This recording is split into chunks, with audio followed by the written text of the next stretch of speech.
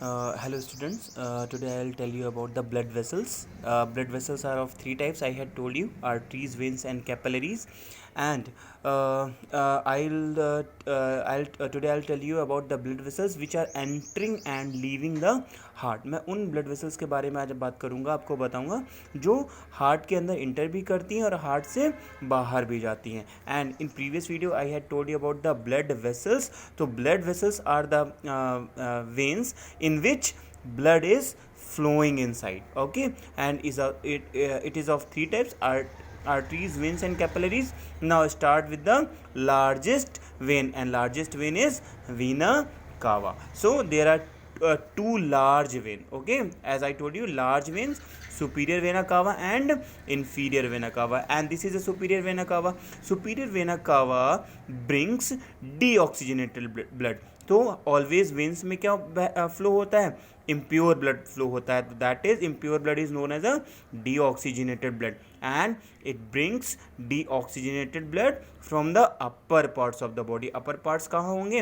Heart या फिर shoulders. तो ये शोल्डर से या फिर हार्ट से ब्लड को कैरी करेंगे, इम्प्योर ब्लड को कैरी करेंगे और कहाँ भेज देंगे? राइट एट्रियम के अंदर. ठीक है. Now come on the inferior vena cava. It brings deoxygenated blood या impure blood from the lower parts of the body. Lower parts from legs, trunks etc. The part which is lower than the waist is known as a lower part. So it carries the impure blood from the lower parts of the body, and it also send that impure blood to the right atrium. तो superior vena कावा और inferior vena cava right atrium के अंदर कौन सा blood डालेंगे? Impure blood या फिर deoxygenated blood. Now move forward. I'll talk about the pulmonary veins. I had told you pulmonary, जहाँ पर भी आपको pulmonary word मिलता है, that is related with the lungs. Okay, so these veins are attached from heart, and it is coming from the lungs. So lungs और heart को जो veins combine करती है उसको बोलते हैं pulmonary veins. So generally veins के अंदर कैसा ब्लड होता है? Pure blood, impure blood. But this is a exceptional, pulmonary veins is a exceptional, and pulmonary veins carry the oxygenated blood. Here the exceptional case is going on.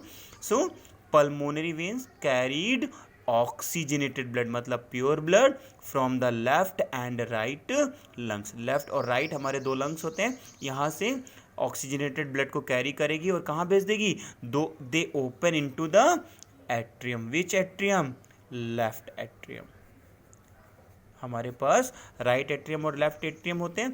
तो right atrium में deoxygenated blood जाएगा कहाँ से? From superior vena cava and inferior vena cava. But in left atrium में pulmonary veins oxygenated blood को भेजेगी in a left atrium. Understand? Now come on pulmonary artery. Here artery contains pure blood.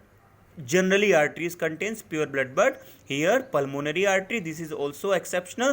So this pulmonary artery contains deoxygenated blood, मतलब impure blood from the right ventricle to the lungs. अब जो right ventricle है, right ventricle मैंने आपको बताया था right atrium के just नीचे राइट वेंट्रिकल होता है, और राइट वेंट्रिकल पल्मोनरी आर्टरी के थ्रू ब्लड कहाँ भेजता है? लंग्स के अंदर. और लंग्स में क्या होगा? Purification of the blood. So pulmonary artery क्या करेगी? राइट वेंट्रिकल से डीऑक्सीजनेट यानी कि इम्प्योर ब्लड को सेंड करेगी, and in the lungs the blood becomes oxygenated. How? क्योंकि वहाँ पे इम्प्योर ब्लड का क्या होगा? प्यूरिफिकेशन होगा. प्यूरिफिकेशन होगा, और प्यूरिफिकेशन जैसे ही होगा that impure blood becomes the pure blood, that is oxygenated blood. Now aorta, it carries oxygenated blood, and aorta is a largest artery.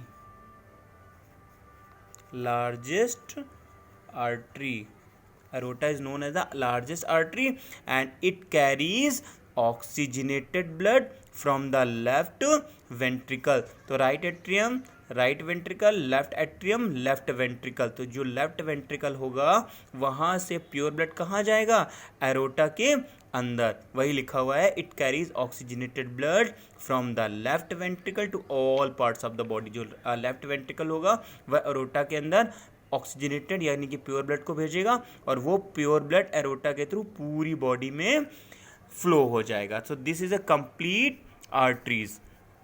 Now we talk about the coronary arteries. Coronary arteries मतलब वो arteries जो कि heart में रहती हैं या heart से निकलती हैं। Now two coronary arteries arise from the base of the aorta. तो अरोटा के बेस से दो आर्टरीज निकलेंगी जिसका नाम है coronary arteries and the branch into smaller arteries. और ये किस में ब्रांच हो जाएंगी? स्मॉलर आर्टरीज में ये सेगमेंटेड हो जाएंगी। उसके बाद these arteries supply oxygenated blood to the entire heart muscle. और कोरोनरी आर्टरी क्या करेंगी? उस प्योर ब्लड को, क्योंकि अगर ब्लड हार्ट पूरी बॉडी को ब्लड फ्लो कर रहा है, दे रहा है, तो हार्ट को भी ज़रूरत पड़ेगी ब्लड की, प्योर ब्लड की, ताकि वो पंप कर सके। तो कोरोनरी आर्टरी उस प्योर ब्लड को, ऑक्सीजनेटेड ब्लड को कहाँ पे भेजेंगी? हार्ट की मसल्स में भेजेंगी, ताकि हार्ट जो है वो पंप करता रहे प्रॉपरली। नाउ कार्डियक वेन्स क्या करेंगी? Veins, we are talking about veins always carries the deoxygenated blood. तो कार्डियक वेन्स क्या करेंगी? Cardiac veins carry blood from the wall of the heart to the right atrium. और जो heart की जो walls हैं, हार्ट में भी मसल्स हैं, वॉल्स हैं, तो उन वॉल्स के अंदर वेन्स होंगी। वो वेन्स को क्या बोलेंगे? Cardiac veins. यानी कि कार्डियक माने veins related from the heart, related from heart, जो हार्ट से रिलेटेड है।